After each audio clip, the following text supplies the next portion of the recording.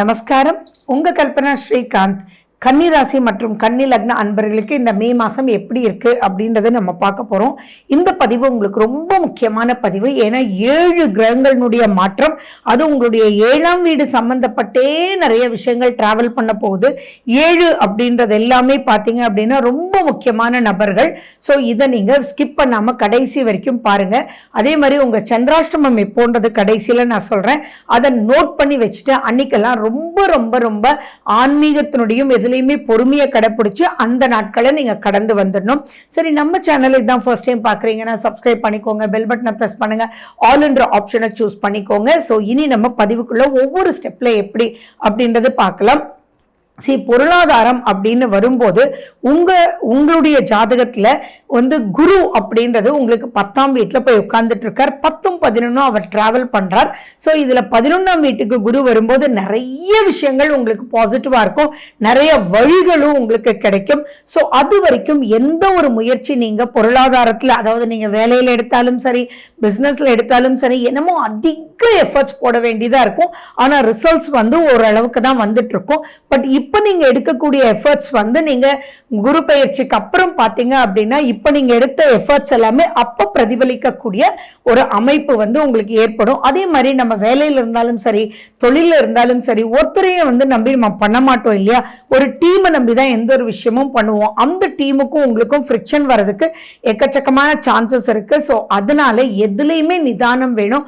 ரொம்ப முக்கியமா பேச்சுல ரொம்ப ரொம்ப நிதானம் வேணும். ஏன்னா நீங்க சொல்றது மத்தவங்களுக்கு வேற மாதிரி புரிஞ்சு அவங்க டோட்டலி வேற மாதிரி அதை எக்ஸிக்யூட் பண்ணி கடைசியில எல்லாமே வேஸ்ட் ஆகிறதுக்கு உண்டான வாய்ப்புகள் இருக்கு.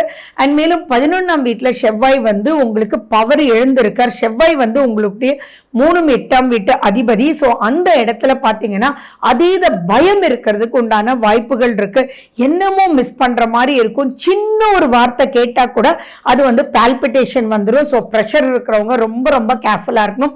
எதையும் ஈஸி மைண்டா எடுத்துட்டு கோ ஆன் த ஃப்ளோ அப்படின்ற ஒரு கான்செப்ட் கன்னிராசி கன்னி லக்ன அன்பர்கள் எந்த ஃபீல்ட்ல இருந்தாலும் சரி நீங்க எடுத்துக்கணும். இப்ப குழந்தைங்களா இருந்தீங்க அப்படின்னா அச்சோ ரிசல்ட் என்ன வருமோ, பாஸ் ஆவோமோ, ஃபெயில் ஆவோமோ, இந்த மார்க் வந்தா தானே இந்த ஸ்கூல் கிடைக்கும், இந்த காலேஜ் கிடைக்கும் அப்படின்னு உங்களுக்குள்ள போட்டு பதட்டம் அப்படின்றது வேண்டவே வேண்டாம். எக்ஸாம் எழுதியாச்சு, அங்க என்ன மார்க் வருதோ அதான் வரும். எதுவாக இருந்தாலும் எந்த ஆப்பர்ச்சுனிட்டியும் கிடைக்கும். அந்த ஆப்பர்ச்சுனிட்டியில முன்னேறலாம் அப்படின்ற ஒரு விஷயத்தை எடுத்துக்கணுமே. வந்துட்டா என்ன பண்றது, போயிட்டா என்ன பண்றது அப்படின்ற ஒரு விஷயம் நீங்க உங்க மனசுக்குள்ள வச்சுக்கிட்டீங்கன்னா இப்ப நொந்து நூல் பண்ணிடும். ஏன் அப்படின்னா உங்களுக்கு சனி பகவான் 7லயே தான் இருக்க போறார். அங்க புதனும் நீச்சம் அடைஞ்சு இருக்கார். அண்ட் உங்களுடைய ராசிநாதன் யாரு? புதன். அப்போ உங்களுடைய புத்தி தடுமாற்றம் அப்படின்றதுல தேவையில்லாத பயத்தினால உங்களுக்கு திருப்தியா நீங்க சாப்பிடக்கூட மாட்டீங்க கன்னிராசி கன்னி லக்ன அன்பர்களே. சோ அந்த இடத்துல ரொம்ப தெளிவா இருங்க. இதுல உங்க திசா புத்தி உங்களுக்கு ஃபேவரபிளா இருந்ததுன்னா கொஞ்சம் தைரியம் வரும்.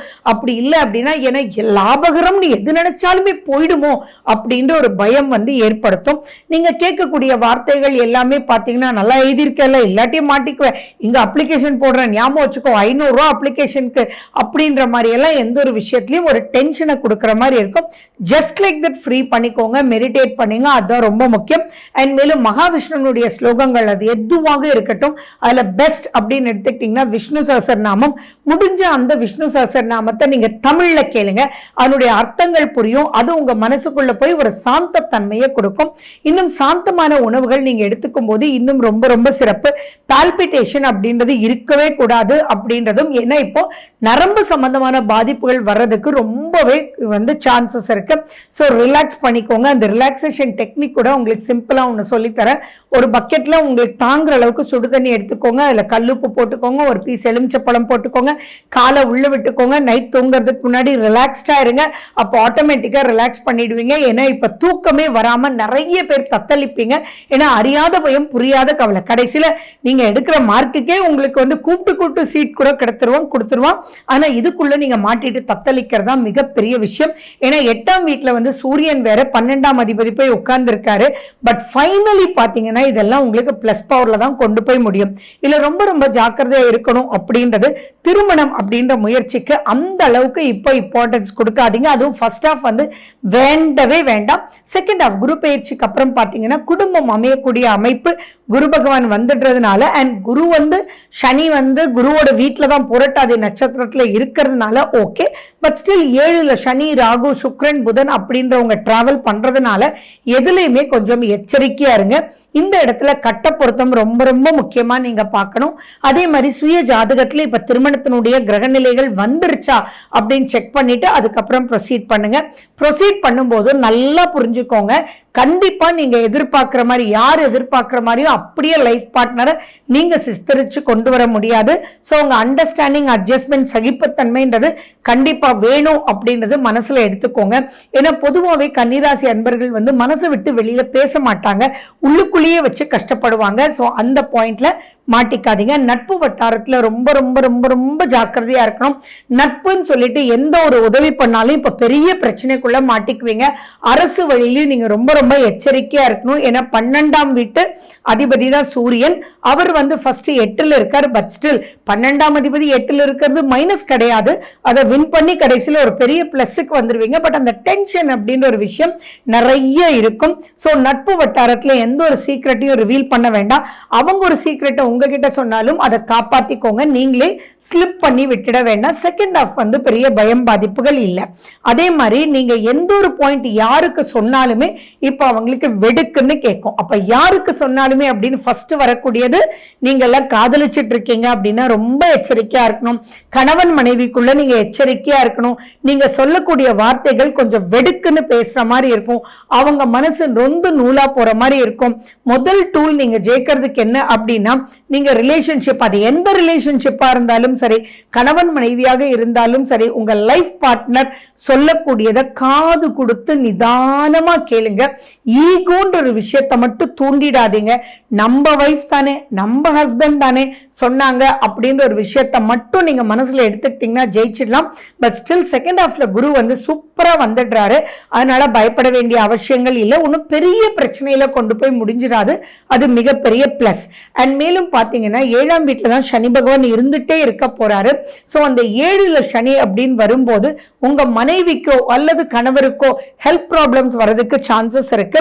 ஸோ அவங்களுடைய ஆரோக்கியமும் அவங்களால் செலவு வர்றதுக்கு வாய்ப்புகள் இருக்கு. ஸோ நீங்க ஹெல்த் இன்சூரன்ஸ் எல்லாம் ஏதாவது போட்டிருக்கீங்கன்னா கரெக்டா நீங்க பே பண்ணி அதை ஆல்வேஸ் லைவ்ல வச்சுக்கிறது ரொம்ப ரொம்ப சிறப்பு. அண்ட் மேலும் 6ஆம் வீட்டு அதிபதி 7ல் இருக்கிறதுனால நீங்க கடன் கட்டணும் அப்படின்னு பெரிய முயற்சிகள் எடுத்தாலும் மறுபடியும் ஏதாவது வாங்கவோ வைக்கவோ தோணும். ஸோ அந்த இன்வெஸ்ட்மெண்ட்ஸ் வரும்போது ரொம்ப ரொம்ப ஜாக்கிரதை. ஏன்னா இன்வெஸ்ட்மெண்ட் அப்படின்னு சொல்லக்கூடிய லாபஸ்தானத்துல செவ்வாய் வந்து நீச்சம் அடைஞ்சிருக்கிறது அப்படின்றது அவ்வளோ ஒன்றும் திருப்தியான ஒரு மனோநிலை கிடையாது. அதே மாதிரி உங்களுடைய மூத்த சகோதரர் இடத்துலையும் நீங்க ஜாக்கிரதையா இருக்கணும். இளைய சகோதர சகோதரி இடத்துலையும் நீங்க ஜாக்கிரதையா இருக்கணும். மொத்தத்தில் சிப்ளிங்ஸ் அப்படின்ற விதத்துல ஜாக்கிரதையா இருக்கணும். ஸோ இதை மட்டும் நீங்க கேர்ஃபுல்லா இருந்துட்டீங்க அப்படின்னா ஜெயிக்கலாம். உங்களுடைய வழிபாடு அப்படின்னு சொல்றது முருகனுடைய வழிபாடு ரொம்ப ரொம்ப முக்கியம். மதுரை மீனாட்சி அம்மனுடைய வழிபாடு, மீனாட்சி பஞ்சரத்னம் ரொம்பவே இம்பார்ட்டன்ட். புத்தி நல்லா இருந்தது, தெளிவா இருந்ததுன்னா எதையும் ஜெயிக்கலாம் இல்லையா? அது மிகப்பெரிய பிளஸ். செலவுகள் வரத்தான் செய்யும், பட் அதை மீண்டு நீங்க சீக்கிரம் வந்துடலாம். நான் சொல்லக்கூடிய சந்திராஷ்டம டைமை மட்டும் ப்ளீஸ் நோட் பண்ணி வச்சுக்கோங்க. அந்த காலகட்டத்தில் டபுள் ட்ரிபிள் காஷனா இருக்கணும். உங்க சந்திராஷ்டமம் அப்படின்றது 24ஆம் தேதியிலிருந்து 26ஆம் தேதி வரைக்கும் இருக்கு. 24ஆம் தேதி 1:48 மத்தியானத்திலிருந்து 26ஆம் தேதி 1:40 மதியம் வரைக்கும் இருக்கு. ஸோ இந்த காலகட்டம் ரொம்பவே முக்கியம். அண்ட் மேலும் கேது வந்து ஃபர்ஸ்ட் உங்களுக்கு உங்க மேலேயே இருப்பார், பிறகு 12ஆம் வீட்டுக்கு அவர் டிராவல் பண்ணுவார். ஸோ நீங்க விநாயகருக்கு சங்கடர சதுர்த்தி அன்னைக்கு கோயிலுக்கு போயிட்டு வர்றது ரொம்ப சிறப்பாக கொடுக்கும். So wish you good luck. வாழ்க வளமுடன். நன்றி, வணக்கம்.